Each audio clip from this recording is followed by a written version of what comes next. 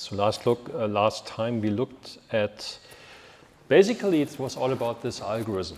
So the idea, you have an initial query plan, you represent your query as a tree in relational algebra, and then you keep on iterating, you keep on rewriting, transforming that tree with the hope that the tree gets better. And it was this algorithm. Yeah? So we have a canonical plan initially as an input, canonical plan being this, everything combined through cross products, selections on top, and then projections. And then you have these rules, yeah? The rules that have this part where we had it here, there's this match part and the modify part. So you have a pattern identified on the tree, and that is phrased against the tree, and then says, oh yeah, I can do something with a tree. Yeah? So the pattern looks, for instance, for cross products or for certain selections in the tree. And if that pattern, so this match predicate, if that strikes and says, yeah, for this operator tree, for this input tree, I can do something, then you can rewrite the input tree to an equivalent tree. And of course, the equivalent tree must return the same result set of the query. So whatever rewrite we do here, it must not change the overall result to the query, obviously, otherwise we would produce the wrong result. So the idea of this algorithm is simply to iteratively apply those rules over and over again.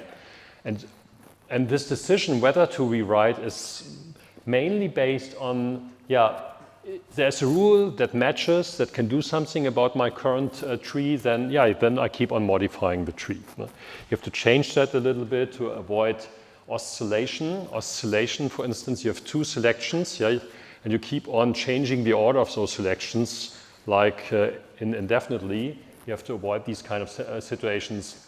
You can also cap the number of iterations. You can cap the maximum effort taken for iterations. It's basically everything written here. So you have to take care when implementing that you don't end up in an infinite loop or something like that. But basically, that's what we did last time, looking at this rule-based way of optimizing. And now, this week, we change our approach a little bit and we look into cost-based optimization. And the idea is you take a transformed logical plan, or even you can also do it on the non-transformed plan, run it through what's called cost-based optimization, and then come up with a physical plan. And the physical plan will then help us to actually create a program that we can execute. So what happens this week, and what a query optimizer in a database system does is, it enumerates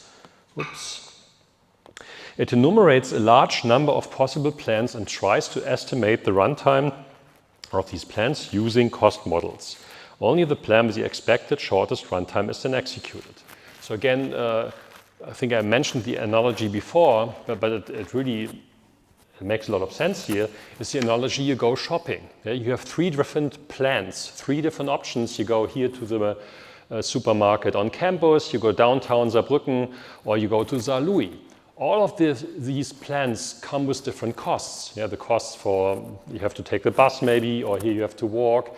Maybe the supermarket here on campus has different prices than the one downtown or in Saarlouis. Those are the costs.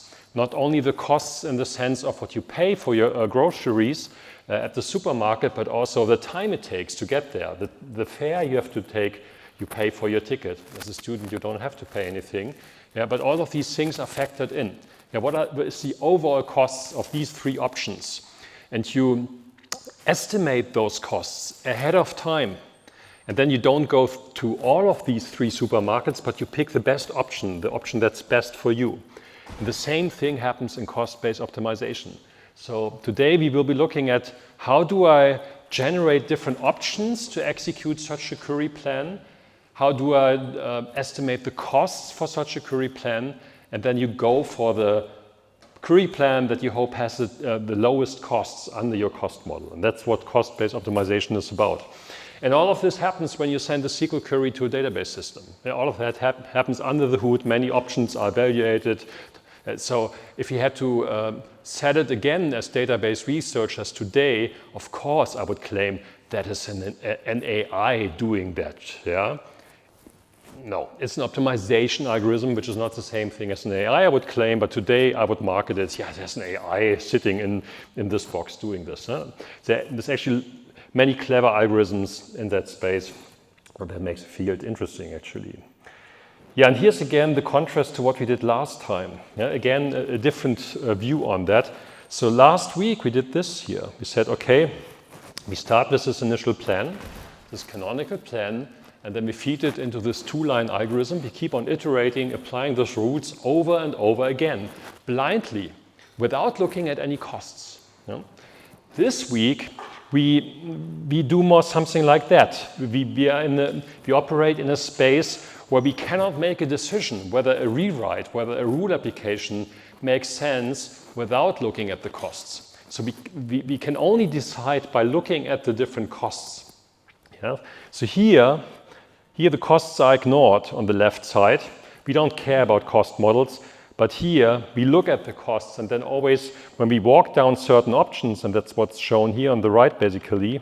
So when you have a plan, you start with like plan 42, and then you have 4 different options. Okay, which rewrite, which rule application should I do?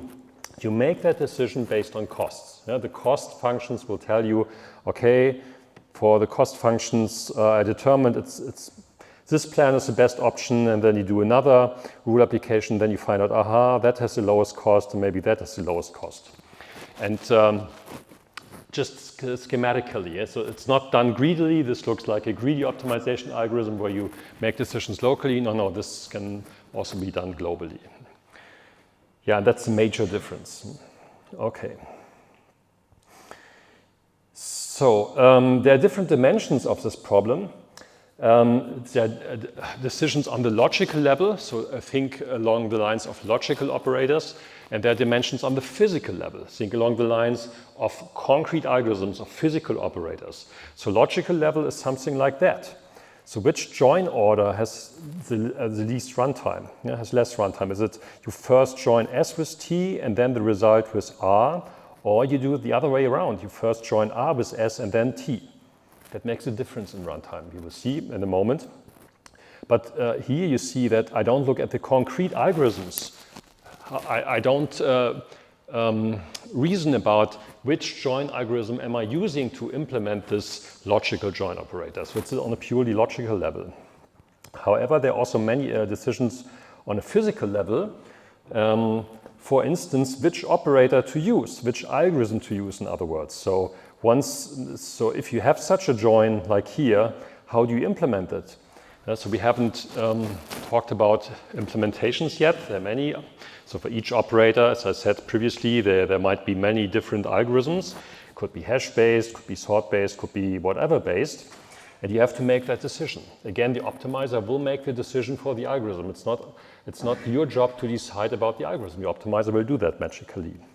Then the decision to use an index or not. This looks like an absolute stupid question. So you would say, why wouldn't I use an index? I mean, the index, you can only win with the index. Yeah? So you have the opportunity to use the index, you use the index. Well, no. Yeah, in databases, we frequently have the situation that the best algorithm is scanning the data blindly. Yeah, there are situations where that is much better than scanning the index. It's not just 3% better, it can be a factor 10 better than using the index. And that has to do with the databases sit on top of storage systems, and storage systems introduce problems, and it's a longer story. This decision has to be taken, and the right algorithm is not always take the index. That's much more complex than that.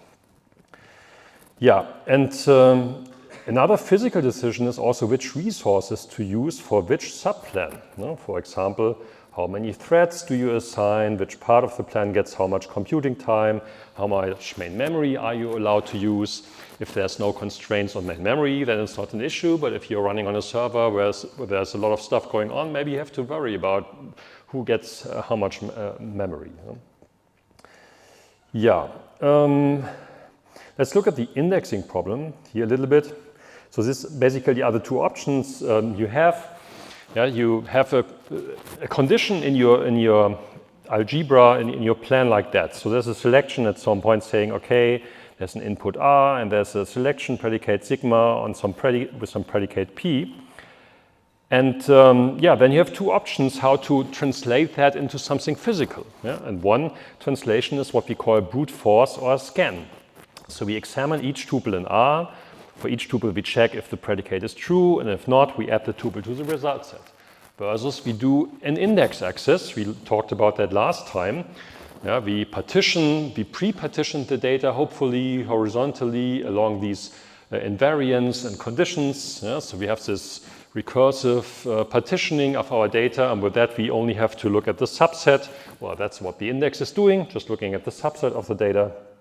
So we could use this index access. And then we don't have to evaluate each and every tuple like in the brute force approach, which is, in many, many cases, the index is much faster, but not always, as I said. And this I'm going to show later in the notebook. But maybe just as an outlook for what you, in the situations you have. So basically, even reasoning about query plans and yeah, which query plan is better than the other, you end up having certain parameters. And with those parameters, you can then, depending on how the parameters are set, make decisions on a certain plan. But before we go to the notebook, I first have to introduce a bit more terminology, and then we will see what that means. So here's another problem I just mentioned, the join order. So in which order are you performing those joins? Relational algebra is unfortunately limited to binary joins. That's the reasoning that's typically done. So this is now being broken up a bit more. So in the past years, more and more papers appeared that look really at n-ary joins and what you can do about that. That's then called worst case optimal joins. Even though at the heart of it, it's basically an n-ary join. But so if you look at binary joins and the tree structure of the plan, the join order has two different dimensions, actually. So if you have n input relations that you want to join, there are the so-called Catalan numbers that give you the number of binary trees with n leaf nodes. So how many structures, how many binary structures can you have given n relations? So here's an example. So assume you have n relations, yeah, then the Catalan number 2 gives you the number of trees. So I'm talking about the edges here, this stuff, and this stuff. Yeah, that's one tree. Yeah, so ignore what's written down underneath here for the moment, doesn't matter. You just see that it's a different binary tree on the left than it is on the right. Yeah? On the left, it's called left deep. On the right, it's called right deep, because basically this is kind of a list. It's like it's not a balanced tree, it's a degenerated tree. Looks like a list. You see it when you add more relations.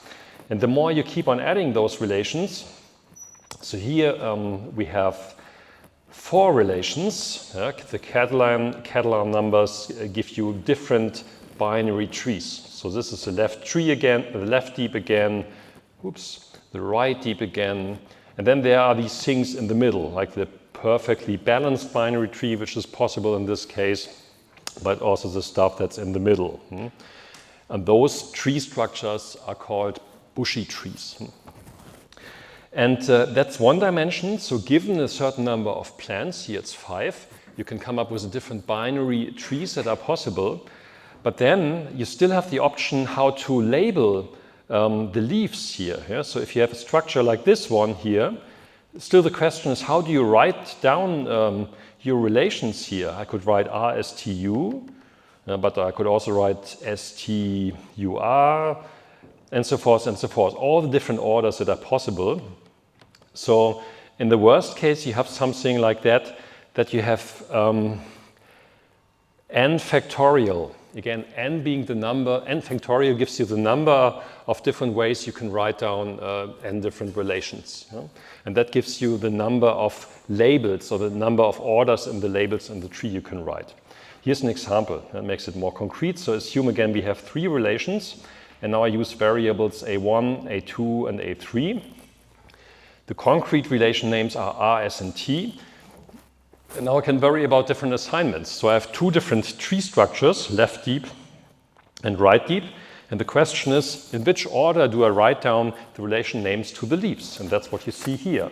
So I could write it in this order, RST, RTS, SRT, and so forth and so forth. So for each of these tree structures, I have 6 different options to label the leaves. N factorial. 3 factorial is 6 in this case.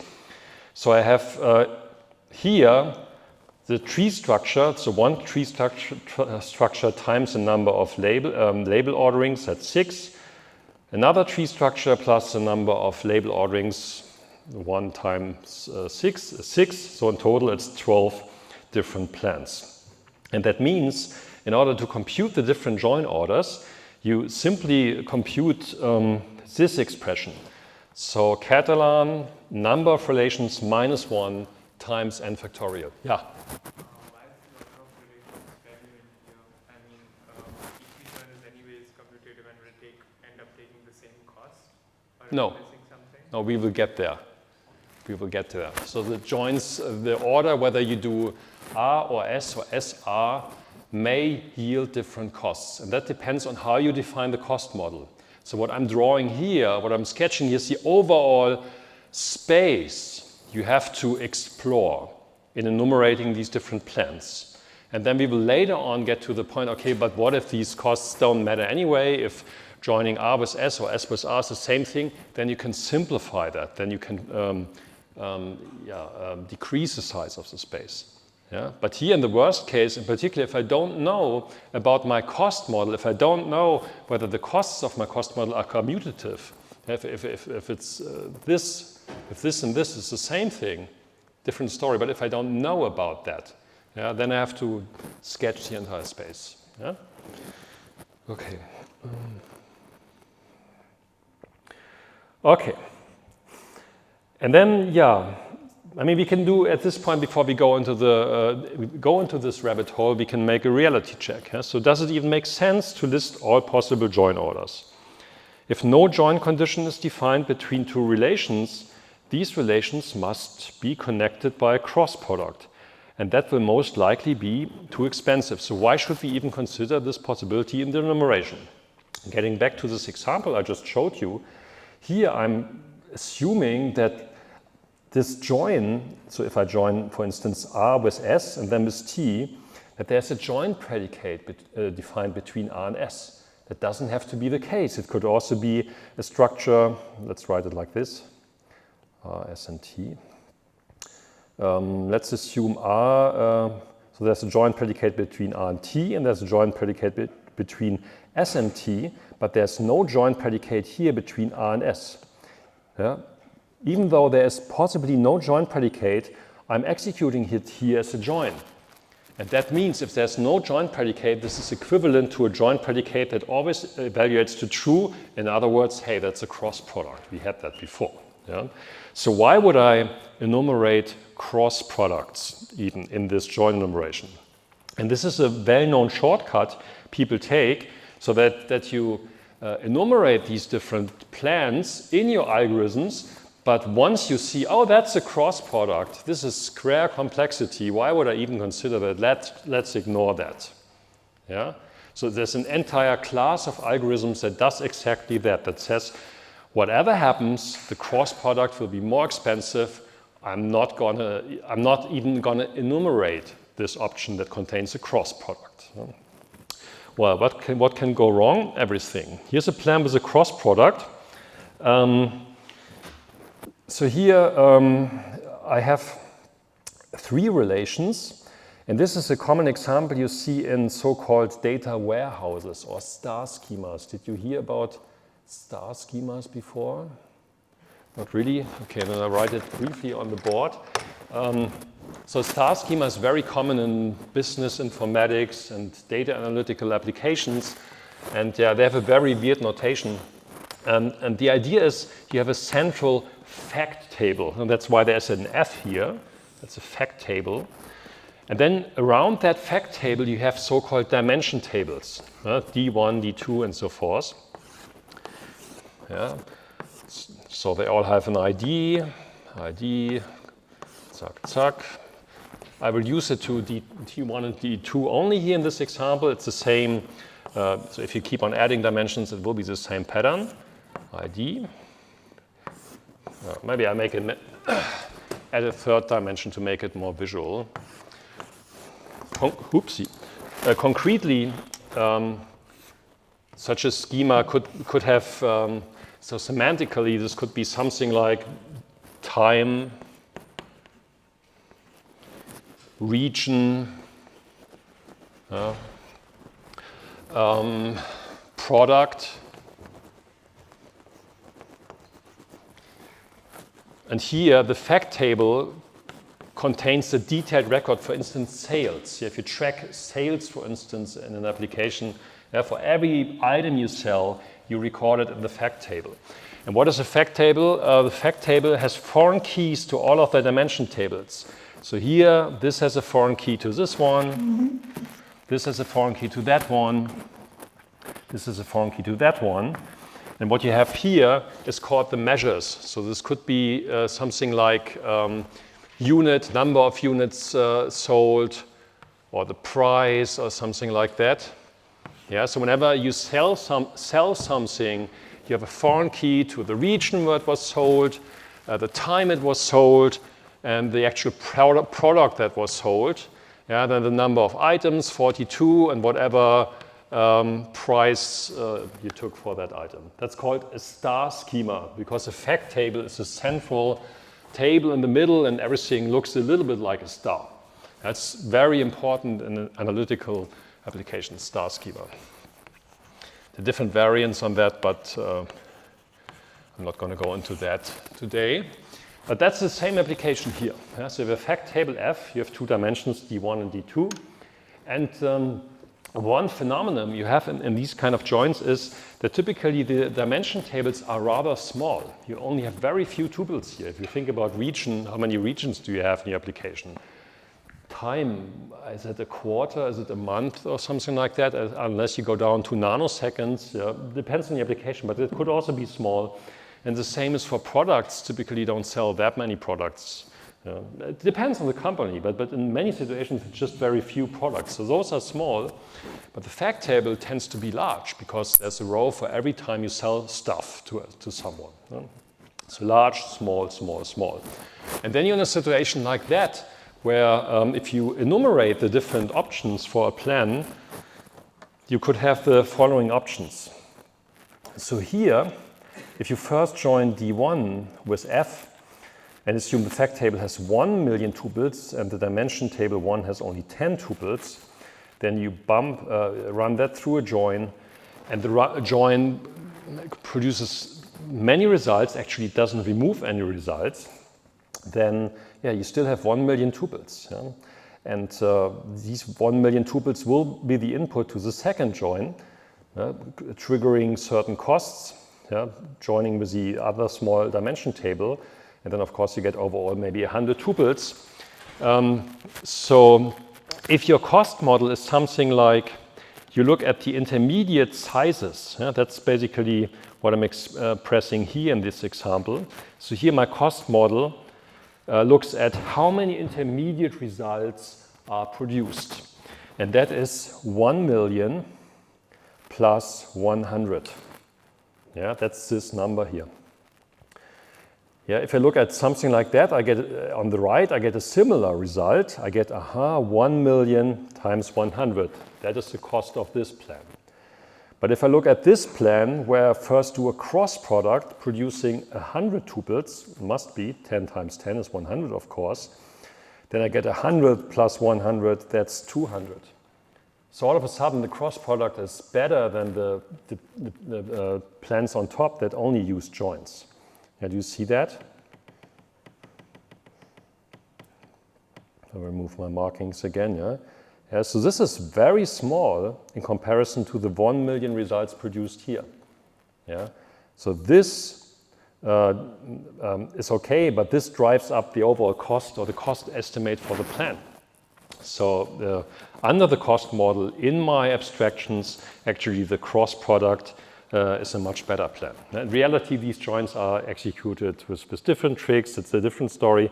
But getting back to our initial question, if you do an enumeration like that, you should also enumerate cross products. That's the bottom line. Yeah? Because you might be missing important plans, and that's why I'm showing that example.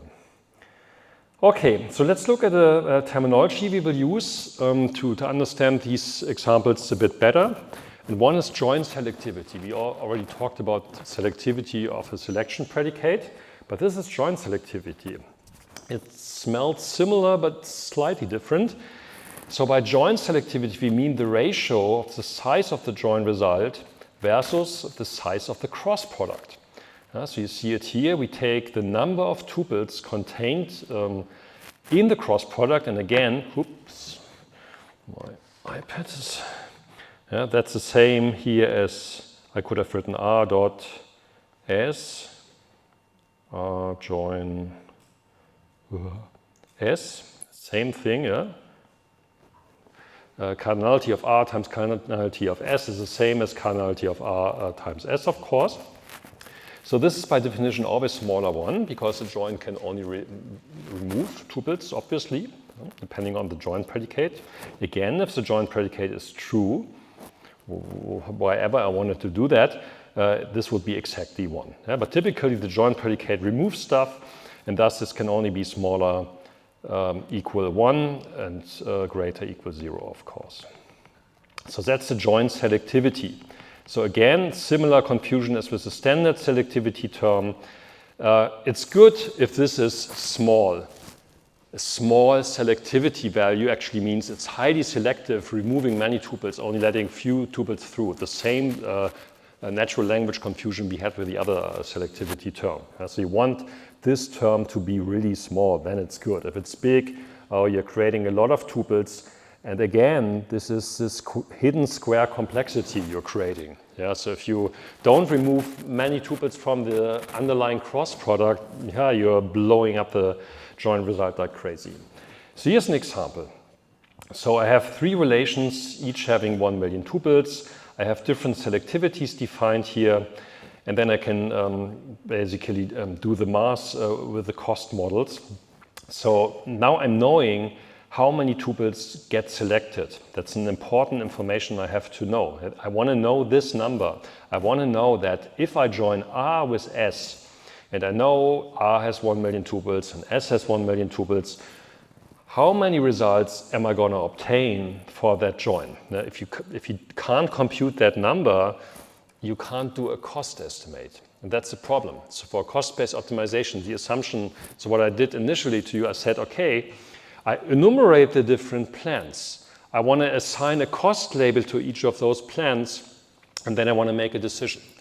If you don't know how much does that cost in that supermarket, if you don't know what the bus ticket costs, you can't make a cost estimate. Is it better to go to Saint Louis or downtown Saarbrücken or here on campus to buy your stuff? If you don't have that information, you can't make a decision because you can't come up with a plan, with a cost estimate. And that's the same situation here. And therefore, database systems collect these statistics through various data structures and algorithms to come up with good cost estimates.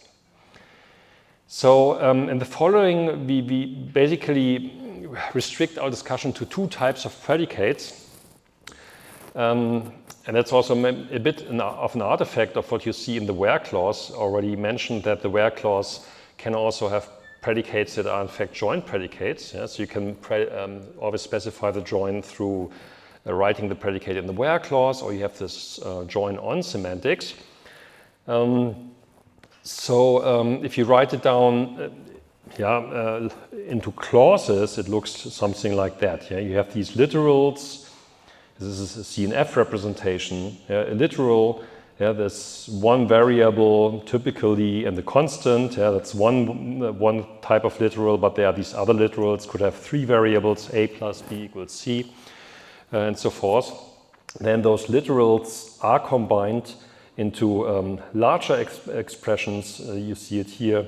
For instance, you have a clause here, which is a disjunct, and all of that is then a conjunct and so forth. If you remove the markings again, you see there's only a single disjunction here that makes this a clause, and this is a separate clause, so the literal is equal to a clause.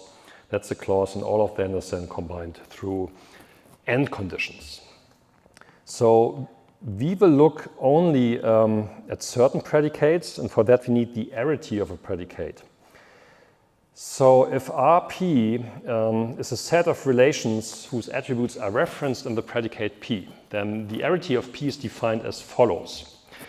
So the arity denotes the number of attributes from different relations referenced in the predicate. And that's what I mean by this expression. So for an example, here we only have one attribute being referenced. Here it's 2, here it's 2, and here it's 3. And in 99% of the cases, it's only one attribute being mentioned, then it's a filter condition. If 2 are mentioned, then it's typically a joint predicate. It doesn't have to be like that, but typically it's a joint predicate. So we have filter predicates. So if there's only one attribute being mentioned, and a joint predicate is if 2 are being mentioned. And we only look at those 2 cases in the following. And here again are examples. So we have typical filter condition on one column of a table, and this is actually a joint predicate. Okay, and then we get to the term join graph. It's a very important tool for analyzing queries. So a join graph of a query with a predicate P consists of relations, which are the vertices, and the joint predicates, which are the edges, plus a set of filter predicates, which are annotated at those vertices. So let's start with the example again, makes it so much easier.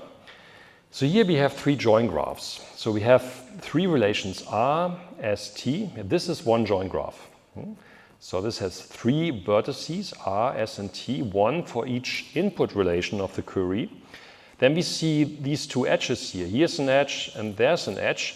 And edges represent joint predicates. So what I'm showing here is we have 2 joint predicates being defined. This is defined between R and S. And this implies that this A and B attribute must be attributes of R and S. And otherwise, this wouldn't be valid as an edge. And here's the same, not the same, a similar joint predicate also defined between S and T. And that's why there is an edge. So to avoid misunderstandings, you can also use a dot notation. That's depicted here. So in these kind of visualizations, just as I explained it, you saw, okay, if I don't know, what is C? Is it an attribute of S? Is it an attribute of T? Maybe on the safe side to write something like S.C equals T.A. And then it's crystal clear where these attributes come from. That's another way of writing that down. Here's another example of a join graph. We have 4 relations, S, T, V, and R. We have the joint predicates as before. We have, in addition to that, filter predicates. So filter predicates are this arity 1 predicates I just introduced. That's something like that. So this is saying A equals 11. I'm only interested in tuples of R where the A attribute equals 11. That's what this says. Here E has to be 42, C smaller 13, and so forth. So we have these 3 elements in these graphs. The relations, the joint predicates, and we have these filter predicates that may, if they exist, they are denoted here. If they don't exist, like here in R doesn't have a filter predicate, obviously, then it's not written down. And that is the join graph, and that is a main tool for analyzing queries in the following. Again, question to you. Is there anything you can deduce about something like this? I mean, you don't have edges in between all pairs of nodes, obviously. What does it mean? Did I forget to write it down? Yeah? It is confusing. We can differentiate between attribute belong to which relation in this graph. We can't figure out which attribute belongs to which relation. Yeah, that's as I just said. Yeah? You could use the dot notation to fix that if it's clear from the context. Yeah, then it's okay to use something like that. But if in doubt, I would always switch to a dot notation. Yeah, but that's not what I mean. So what else can you deduce from such a graph?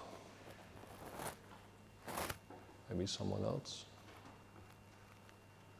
What kind of information is encoded in this graph representation? There are at least two things that we could think about. I mean, if you have a dense graph, yeah, in graph theory, a dense graph, also called a clique, means that you have edges in between all of the different nodes. Yeah, this basically, yeah, here it would be like this, it's always something like that. You have all of these edges. In this example, I don't have those edges. Yeah, not all of the edges are marked in the graph. So what does that mean? Yeah?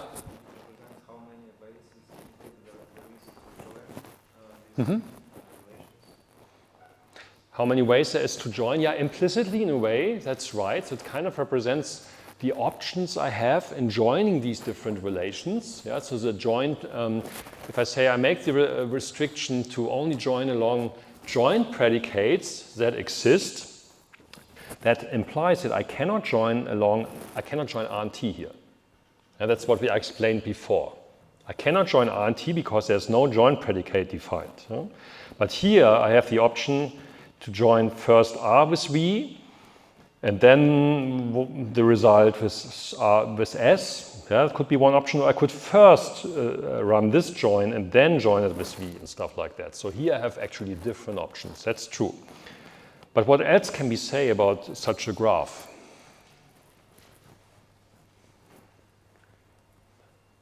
What does it show me? What can I say about the edges that are missing? Again, the important thing I said before. What does it mean? Is the edge there or is the edge not there? You want to say something? Yeah? There is no common attribute which can be helped with to join both the vertices. Where we don't have edges, we don't have something common query to Right. Right, so if there's no edge, there's no joint predicate, in other words. And what does it mean? Can I or can I join in such a graph? Am I allowed to join R and T? And if so, how would the join look like? Yeah?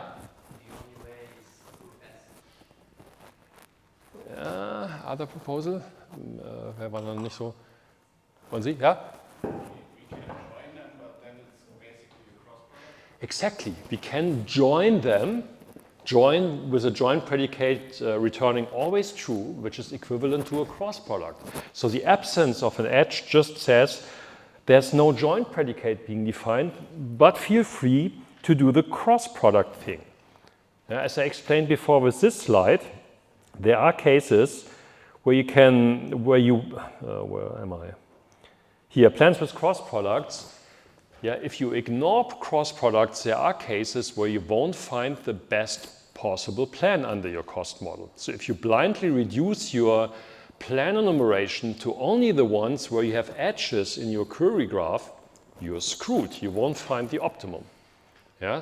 So that's an important distinction you have to make. You make it a conscious choice to, okay, in my algorithm, I either run my algorithm in a way that I only look at the join graph and only join along those join predicates, or you make a decision, no, I don't care about that. I really join everything that's out there. Yeah? And it may yield different plans. Good. And another thing, maybe just a little footnote, but still impossible. Still important. So what other information is encoded in the graph that I explained maybe like 15 minutes before? When we looked at the tree structures, so my job as a professor is really to connect the dots. You can read the slides yourself, but I will be connecting dots like crazy. And if you look at this, where we had it here,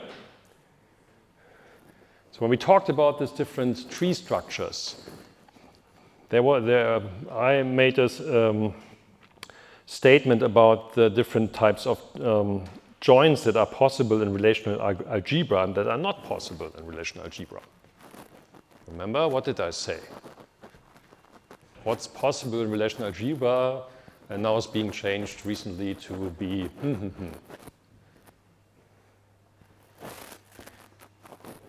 Yeah. Only binary joins. Only what? Binary. Exactly. Yeah, perfect. Only binary joins. Yeah? So you can only join 2 relations at the time. If you want to join 3 relations, you do something like this or like that, structurally. Exactly. And that means if you translate it to our Curie graph, yeah, it's a standard graph can connect 2 nodes through an edge. A standard graph. Yeah? But if you had an n-ary join, if you had a join allowing you to join those at the time, how would you draw the edge? An edge connecting 3 nodes. Anyone knows that?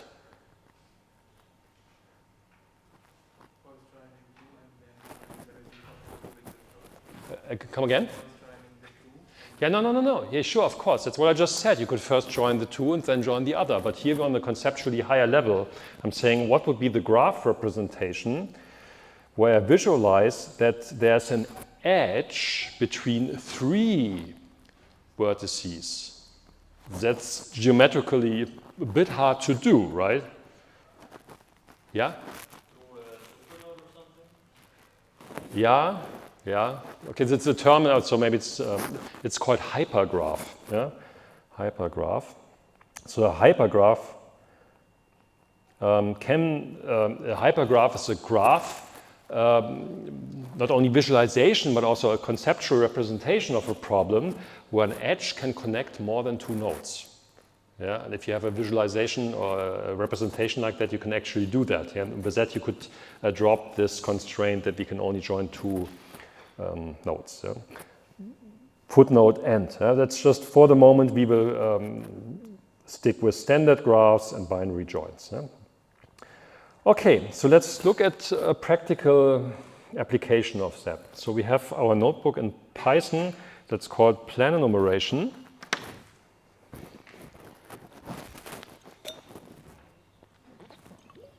And here we only look at left deep plans, actually. Yeah, so we keep the structure fixed and look at left deep plans. So this is our join graph or Curie graph. Those are synonyms, just a graph representation of our Curie. Then we define just some scenario where we have relations A, B, C, D. They all have cardinality. And then we also add these predicates with joint selectivity. Yeah, so those are joint predicates, a joint predicate between A and B with a certain selectivity. We have a helper function that visualizes the stuff, and then we can show how that looks like. So the same is on the slide. We have 4 relations with these filter, not writing down the filter condition, but here writing down the cardinality. Yeah. Cardinality of the relation, that's a different way of denoting it. And what we also introduced here in the notebook is that we change the thickness of an edge. Yeah? The higher the selectivity, the fewer tuples that are returned by a specific join, the thicker the edge becomes. So you see it here. Here's the selectivity is 0.37, which is very low, which means 1/3 of the tuples survive compared to the cross product. So that's a very thin edge. If you make it thinner, this converges towards the cross product. A cross product would have an invisible edge basically because nothing is removed, but the more you remove, the thicker this edge becomes. And that's this visualization we're using here. Yeah, and then what this does here, we simply now select a random Curie plan for that. Yeah, and the random Curie plan, so what I'm doing is I'm fixing the structure here. Again, I have a fixed tree structure, left deep here. Left, A, B, C, D, right, this one. And now the question is, how do I label those leaves in that fixed structure? Yeah, here, every time you have a join, Yeah, I have 3 joins, I have 4 relations, 3 joins in the left deep plan. The question is, in which order do I label, do I input the data from the relations here? And that is the order I'm computing there. So the order will be CBDA. Now I throw that into a cost model and obtain a certain cost for that. Bam, bam. So here's my query plan, CBDA. Yeah, as I just explained, CBDA, just labeled to the left deep plan. I'm ignoring right deep plan or any other bush deep plan in this simple toy example. Then I have a cost function. The cost function is computed taking the size of the inputs, yeah, so the size of the left and the right input relation is taken, ignoring the selectivity actually. So the selectivity is a parameter because you might use it for a real cost function. Here we are ignoring it. We're only using size of the left plus size of the right. And then you can recurse over the tree. That's what we do here. And compute the costs for that, which is 1 million and something.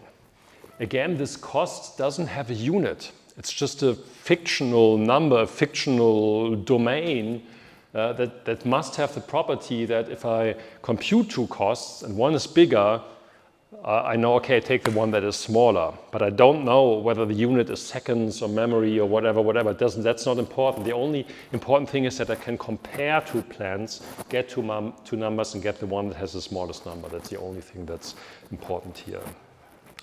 So here's another option where we draw 4 different plans, 4 different orders. CBDA has this cost, then DCAB has this cost, and so forth and so forth. So this is relatively cheap. BCAD only has 127,000. With that, you could Monte Carlo style randomly draw plans and keep the cheapest. But of course, to be optimal in this optimization problem, you have to enumerate all different options. So this would mean here n factorial, which goes through the roof pretty quickly. Nevertheless, we do it here. And then you obtain, so if you enumerate all the plans, that's what's done in this cell, you get here, that's the cheapest. So this is the cheapest order under the cost model, giving you 61,000 whatever. That's the cost of that, no unit. Yeah. And that is where the query, what the cost-based optimizer does.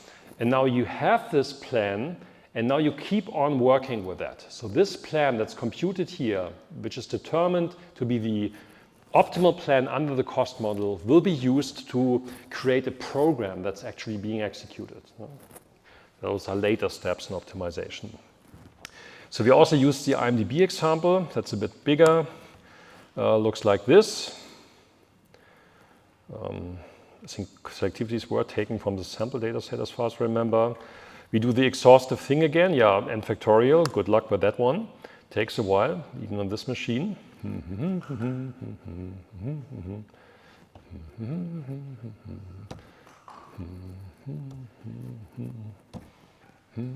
So maybe enumerating all of these plans is not the greatest option in the world. So for practical purposes, you should limit that. 18 seconds. Oh, that's become quicker. On my old machine, it was a minute or something. Cool. Yeah, that's the left deep plan that was computed with the cheapest cost, and then you will go for that. And there are many, many tricks you can do to bring down the costs. There are many, many algorithms allowing you to get better plans, yeah, but also to compute these plans much quicker. One main technique is dynamic programming in that space. Did you learn about dynamic programming? Who learned about dynamic programming? Yeah, it's an awesome tool, and there are many different dynamic programming algorithms that can solve that much quicker. There was a question? Yes. If we have to do this cost analysis before computing our query, isn't any method which will just compute our query better than first doing a cost analysis and then doing the query? No, no. Cost here is more, I guess. Now the question is, if I have to do this kind of analysis before executing the actual query, isn't it always better to just run a not so good query plan? No, because the query plan can be insanely expensive. And the idea is that this investment you make into optimizing the query pays off, amortizes, that you find a plan such that so what you want to optimize is these two things. Huh? So you have these, so if this is your time axis in a way, time, and then you have the time it takes so the query comes in here, yeah? SQL comes in here. Now you do query opt, and then you actually do the query execution, or we call it query exec. And you are saying, okay, that's the overall time I want to optimize. And if you do stupid or zero query optimization, you can end up with something like this. I'm not getting my point. Yeah, anything may happen. You may have really super stupid plans that completely ruin your performance. And of course, you have to be careful, because what you're saying is right. If you invest too much time, it can actually be that a stupid query would have run like this, yeah, or whatever, like that. Yeah, you're wasting time trying to find something better that doesn't exist, and then you're just adding overhead to the system. Both cases are possible. Yeah, and that makes it difficult to create these query optimizers actually and make them robust. Does it answer the question? Yeah. Other question? So, like, I have a question. How do you compute the sum of an intermediate result if not by performing the join? No, it's not the sum of the intermediate result. It's you mean in the cost model? Yeah. No, I'm not running the query. That's very important to understand. So when we looked at the cost model, I know we have it here even, right? Where was our cost model? Here, that's it. It's about the sizes. It's this metadata about the query. So I'm assuming that I know how big are my inputs. If the inputs are base relations, R and S, I assume that I know their cardinalities. And all I'm doing is I'm adding up those two integers. I'm not joining this stuff. Because if I join it, then I can execute the query directly anyway, so what's the point? Yeah? So it's all about statistics and metadata and trying to find out whether with the metadata and statistics at hand I can do something smart. If I start executing it while optimizing, that's a different story. Yeah? But that's not what this is about. But don't you also have to sum the length of the join, because then you're going to join it with another...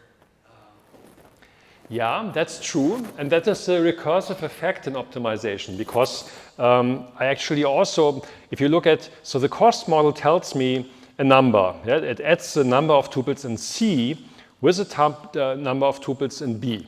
And that is the cost I'm assigning. So recursively, now I have to do the same thing here for this join. Cardinality of D, well, that's the easy thing. Yeah? But then I also have to know, okay, I assume that I joined C with B, and I assume that I know how many tuples were created, roughly at least, in that join. And that is what this selectivity, joint selectivity information is about. If I know the selectivity of, here you can also look at this example I showed here. I think that's a good slide. Yeah, so here, that's exactly what I'm assuming here. So I'm assuming, yeah, I know these numbers. I know what happens if I join R with S, that will be my selectivity. And I assume that I don't have to execute the join to get the number. Yeah, that's the magic here. It's all statistics. Yeah? Yeah? Why is our plan always lefty? I mean righty?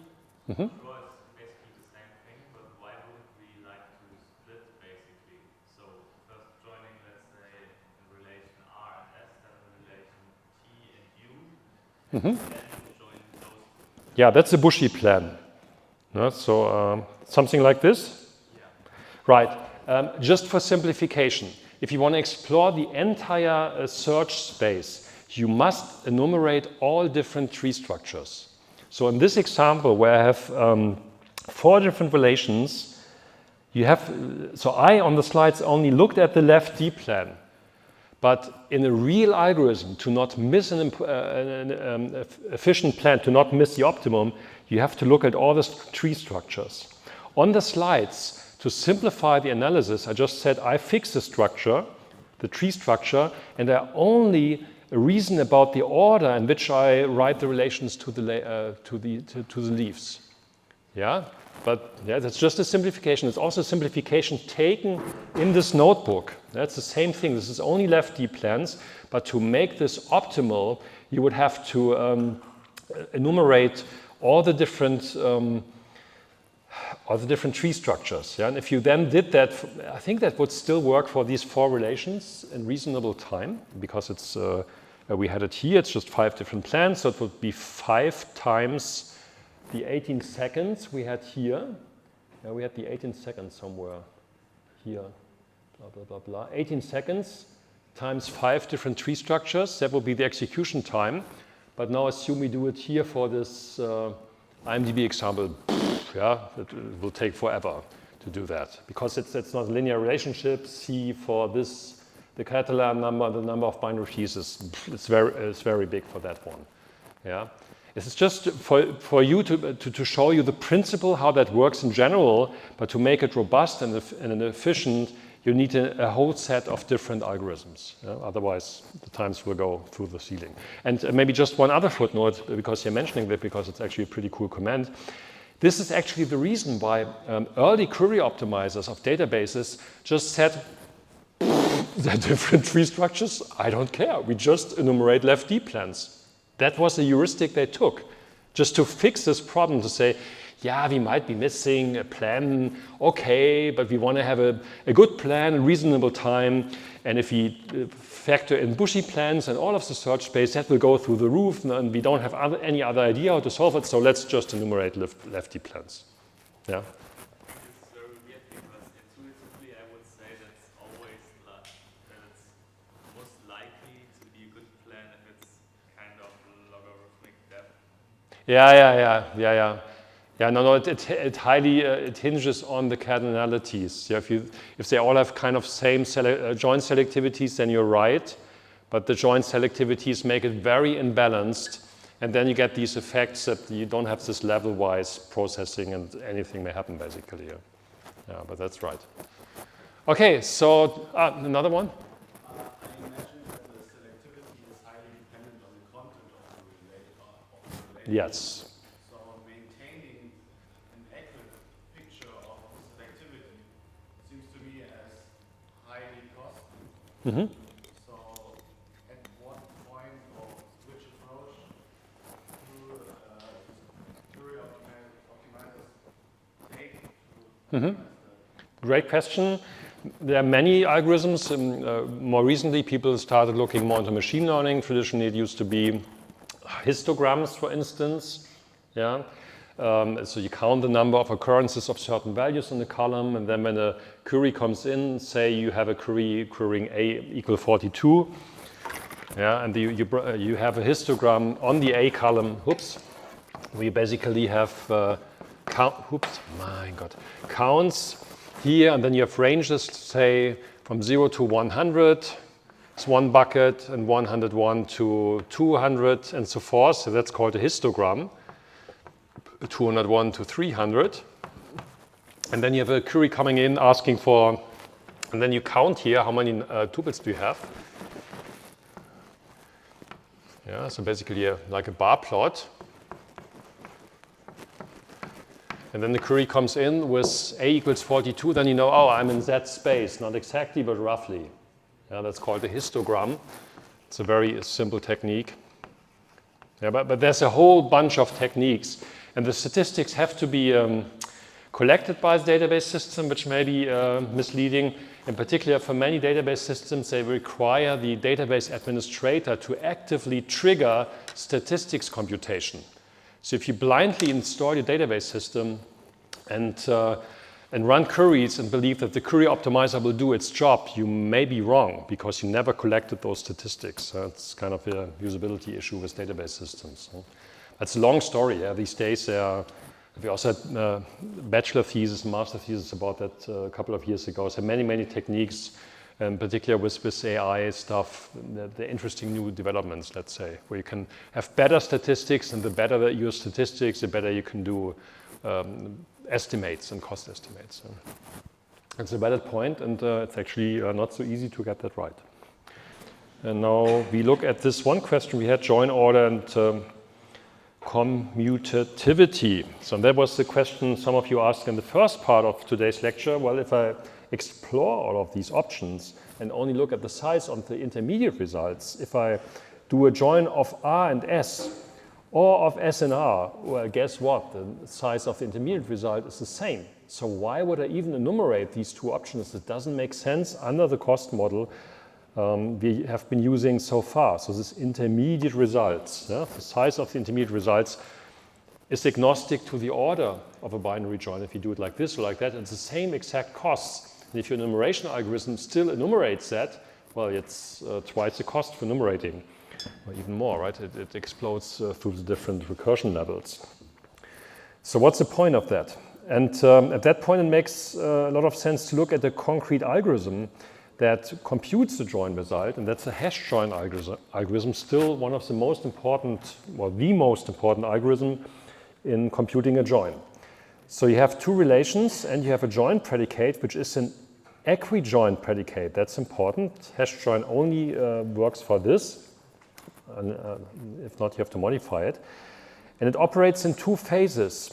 So you have a hash map, and you bulk load, you insert all the tuples from one of the inputs. Here in the hash map, in the hash join, it's obviously left input into that hash map. And that happens here. So you loop over all tuples from R in R, so in small r and capital R, and then you insert it into the hash map. Hash map is a mapping from a key to a value. So the key is the value of x, r.x, and then the value is the tuple itself. That's, you keep on inserting into the hash map until everything was inserted. Then the second phase, it's also called the probe phase, is this. Then you look at all tuples from S and probe the hash map with that. So here you probe with the y attribute of S. Why? Because that is part of the equijoin. Here the x attribute is the attribute from R to be used, and the y attribute is the one from S to be used. So the first part, again, is inserting by this in the hash map. The second part is probing by y, because that is the equivalence you want to have. And if you organize your hash map by those attributes, basically you can directly look up if, for instance, in this phase, your s.y equals 42, that becomes a query, a point query, to the hash map, query 42, and it will yield all the tuples from R that were inserted with that specific key. Yeah? Question? No. Yeah? So that's very efficient. It's actually a linear time algorithm. It depends on the hash table underneath, blah, blah, blah details. Yeah, but more or less it's linear in most of the situations, unless it degenerates. And that's the entire algorithm. And well, this has different costs for the left input and the right input, because this is slightly more expensive than this one. Typically, inserting into a hash map, writing data to memory is typically a bit more expensive. And that means that the cost model is something like that. So you have a constant C1 reflecting the cost to insert a single tuple into the hash map, and the cost C2 reflecting the costs to query or to send a query for one of the tuples from S. So it's not symmetric anymore. Of course, the exact values of C1 and C2 depend on many factors. Load factor of the hash table. I'm not sure how much you learned about hash tables in the data structures course. You had chained hashing at least, right? Did you have open addressing? Who knows open addressing? No? Yeah, kind of, a little bit. Yeah, so hash, so there's this famous Google citation, it's very old. But what are the three most important algorithms in computer science? Hashing, hashing, and hashing. Yeah, and here's another instance of that. Hash tables, you can do everything with hash tables and hash functions. It's crazy. Yeah? All these cryptographic functions are hash functions. But also for indexes and data structures, there's so many variants. And it's for performance, if you work on performance, it really makes sense to read into the stuff because the differences are so high. But for us, it means that a hash join in this order is different from a hash join in that order. Therefore, the costs are asymmetric. Therefore, we must enumerate those different plans because it makes a difference. That's an explanation. Yeah, so on the logical level, if you just look at the intermediate sizes of the plans, yeah, like done here, there's no difference. So why would I enumerate them? But if your cost model is a bit smarter and factors in the physical costs for executing such a join, that's a different story. And then it becomes asymmetric, and then you have to enumerate. Yeah, that's basically the punchline here. So, a while ago, we wrote a paper on that, actually, where we compared different hash tables, hash functions, and whatnot. And you have orders of magnitude performance differences on these different hash table organizations. So it makes a huge, it's a huge lever in query processing. Yeah.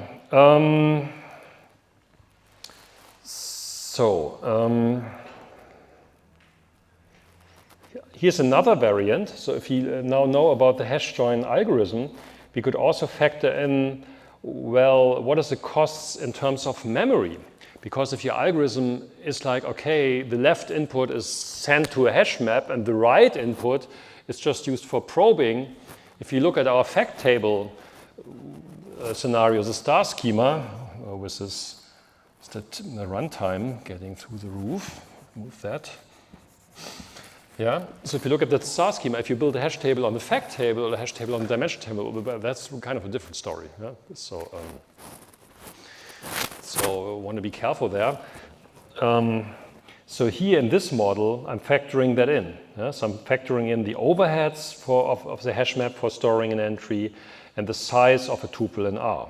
Yeah? So, and here the interesting part is, so this is only parameterized by the left input, which is R. I'm completely ignoring S. I'm just looking at the storage cost and optimizing in this cost function along the lines of storage cost. Everything else, I really don't care. Again, that's the art of abstraction. Yeah? It's your choice whether what you take from the input parameters and the kind of model you create. So what's written on the right is a model. It's a model for the storage requirements of this join algorithm.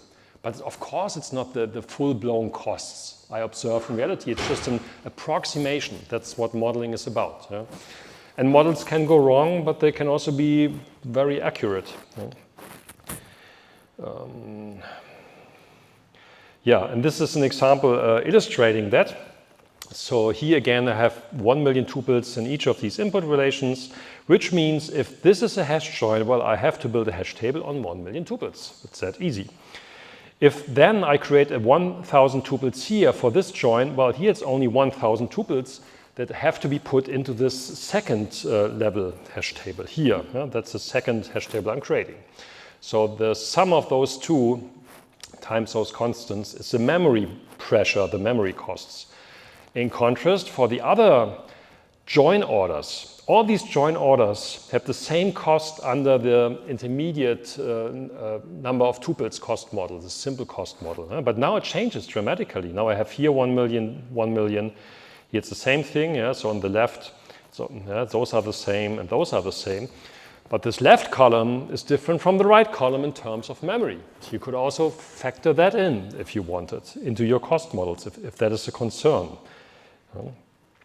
So here, this is now both models. So here, I don't mark the edges. You see that here, they all have the same size.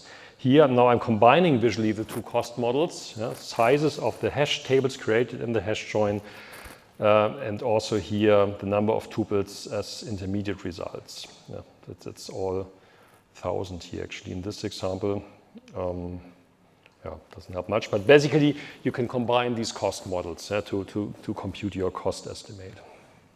Yeah, then you do something like this. Yeah, you have your overall combined cost model consisting of these atomic cost models times the constant, and then you can play with the constants, whether they make sense or reflect something from reality. Yeah, so continuing on that. So if T is joined from the right, we have modeled that this does not cause any additional storage cost for T. Does that reflect reality?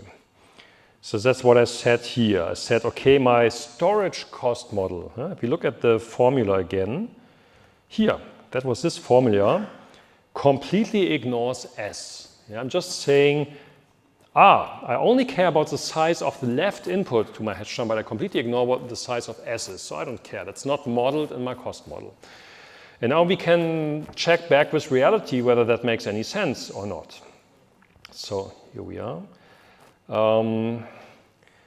Right. In both cases, the right-hand input of the join containing 1 million tuples for T right. Here we have 1 million tuples. That's why we have this thick red edge is passed as a parameter. So somehow moved through memory. So I didn't model that, right? So it's not in the cost model. It's not in the cost model, so it's really not considered how big the right input is in my cost model. And then the question is that true? Does it reflect what's happening in reality?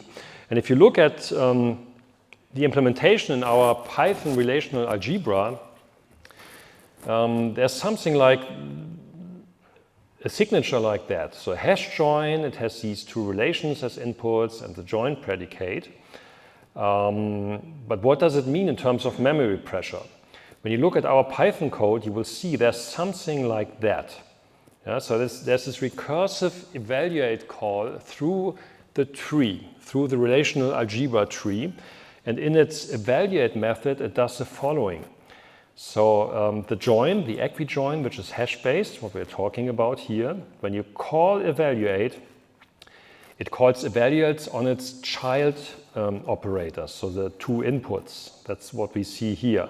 It calls evaluate on the left input, and it calls evaluate on the right input.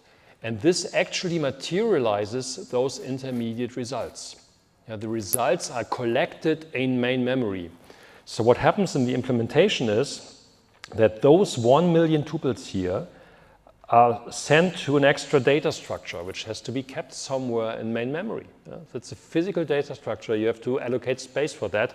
However, I never modeled those costs. Yeah, that's not reflected. I completely ignore the memory pressure from T in my implementation.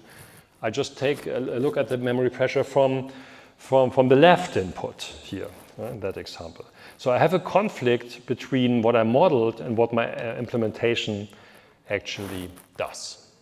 So what can I do about that? Yeah, so there's a discrepancy I detected. So the memory requirements from the right input are not reflected in my model. So what's the point? Or what does it mean? Reality versus abstraction in that discussion space. I guess you should adapt your model such that it reflects that. Yeah, very good. So there's a discrepancy between what I'm doing and what I'm modeling, where the point of the model is to reflect in a very simplified manner what reality is about. So there's a discrepancy, there's something is wrong, so let's fix the model. Absolutely valid point. Are there more options?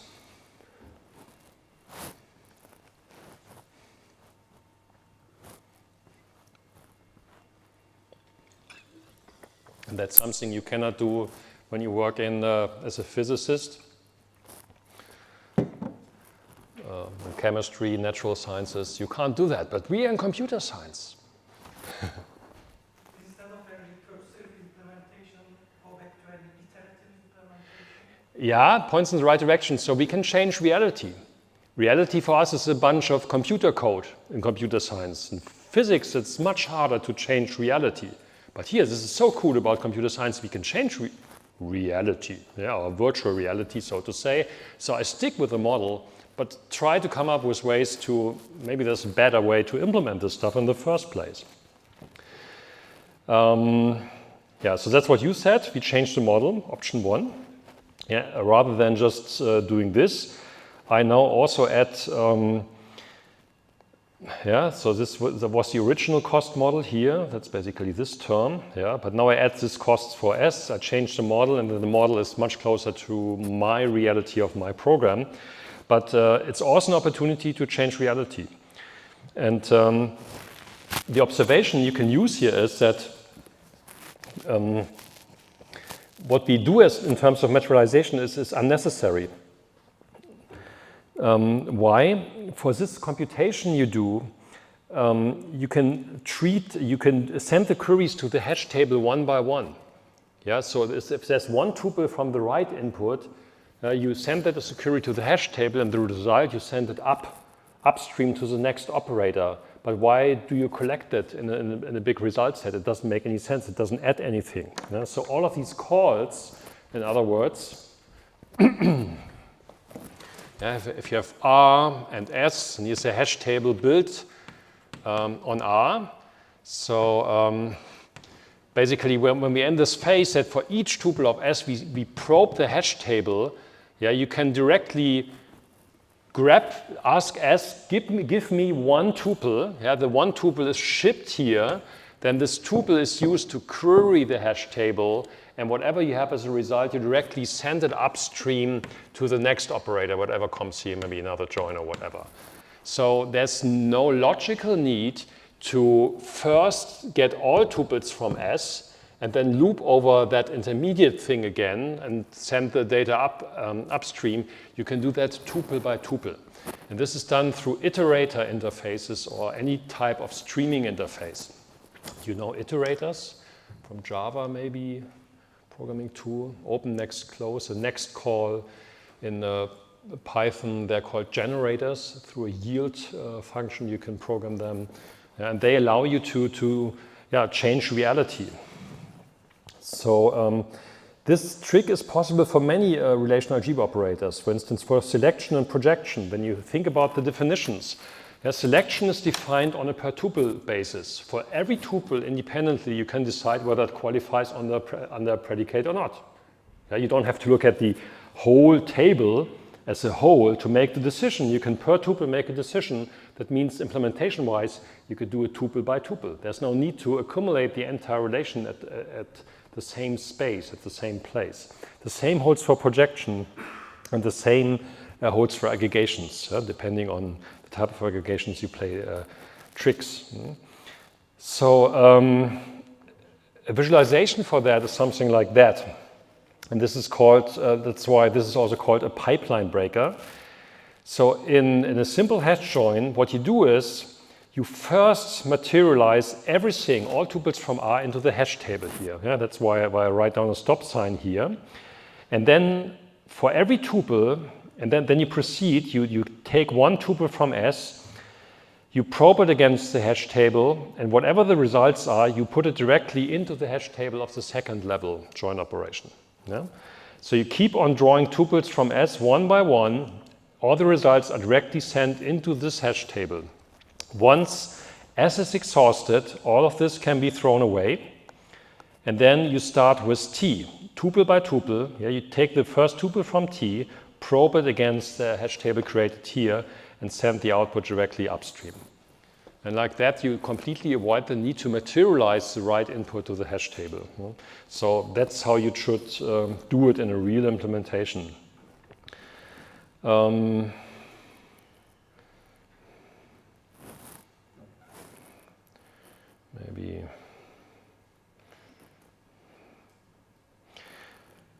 here, maybe let's look at the source code. So that's what I just explained, just as source code.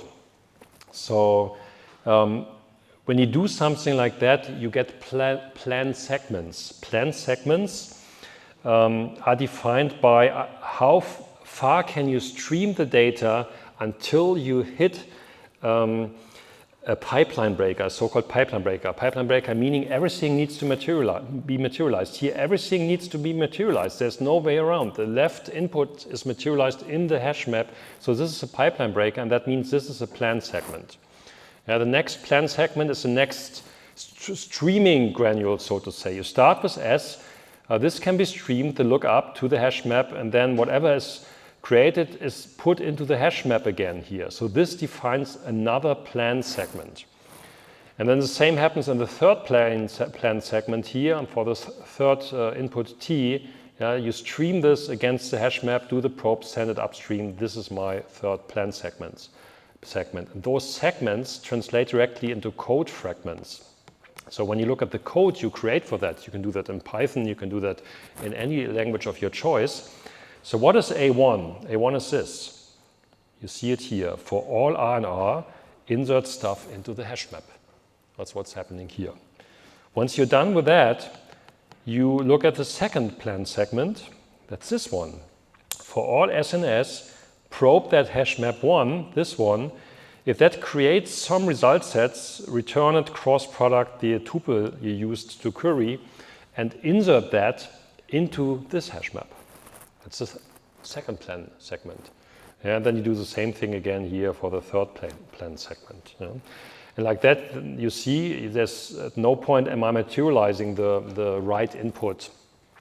So yeah, I look at the tuples one by one and treat them one by one. Yeah? And that is how you should implement that in a real system. Okay, need to wrap up. So, I think we skip over this one. Yeah, just to briefly, so what I already showed is code generation. Yeah? So similar to programming language compilers, database systems create code. It sounds fancy, but it's true. Yeah? So SQL comes in, binary code comes out. That's a very fast compilation process. A huge difference to programming language compilers is where programming language compiler has all the time in the world to compile the stuff, who cares? Yeah? But we are still in this space here. Yeah? So if you really have a SQL coming in and we do all the compilation, optimization, code generation, and then execute the query, we better be fast. Yeah, there are different ways of doing that. If you're interested, take a look at our paper we published a couple of years ago where we do this stuff for WebAssembly. You can there we generate WebAssembly and execute it.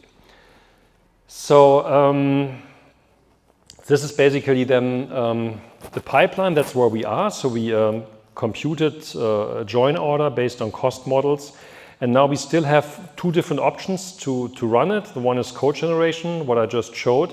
The other is called interpretation. That's using physical operators. That's what you see in our Python implementation, actually. There we don't create code. I think there are a couple of functions that also generate code, but I think the standard execution is without code generation. And that's an important distinction, actually. What that means is if you don't generate code, you do something that's called plan interpretation. That basically means you have your algorithms already in some sort of library. You have a hash join algorithm, and you keep calling that library, basically, to execute the plan. So whenever you have a physical, a simple hash join operator, there's a library for that, you execute that, and you have a couple of library calls. However, if you want to be more efficient, you have to generate code, and then you're in that space. There's also the two different ways to execute those plans. Okay, so to wrap up. So what do I do if the queries are slow? Yeah, how do we get from SQL to an executable program in principle? Through automatic heuristic, or another term for that is rule-based optimization, or what we did today is cost-based optimization. The summary for cost-based optimization is we have a couple of main tasks, and the central idea is you enumerate and evaluate plan alternatives, and you require statistics and cost estimates for that. And yes, it's hard to get good statistics and useful statistics. That's a hard problem. Then you have to choose a join order because it makes a difference. You have to choose the physical operators. You also have to choose whether to use indexes and stuff. You have to plan the pipelining. Yeah? Is there a blocking operator, non-blocking operator? That has an impact on how much memory is going to be spent.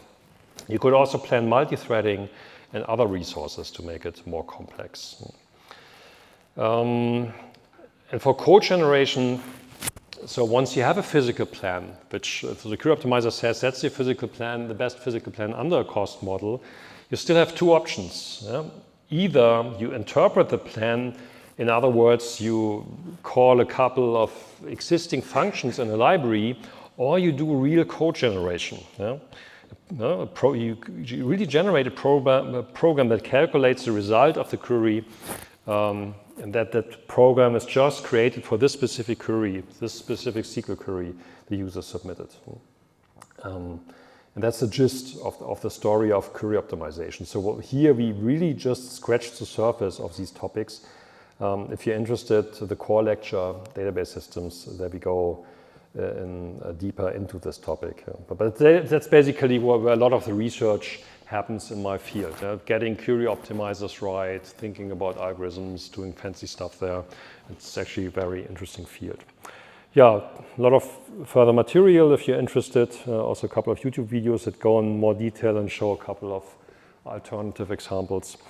That's it from my side. Next week, so there will be a lecture, again, IMDb part 3, and there we go a little bit into the application world again. I will show you, okay, now we have a database, we know how to query a database. How would I make use of that in my web application? How do I get from this database layer that sits down there to something the user actually sees? And that will also prepare you for the project that will start in a week from now. Yeah? If you haven't done so, team up. Maybe you can use the opportunity here. Whoever needs a teammate, maybe you just, who doesn't have a team yet, maybe you go to that corner and then talk. There are also people that have posts on our forum, but maybe it's easier to meet in that corner. All the details about how that works next week. Yeah? See you then. Bye-bye.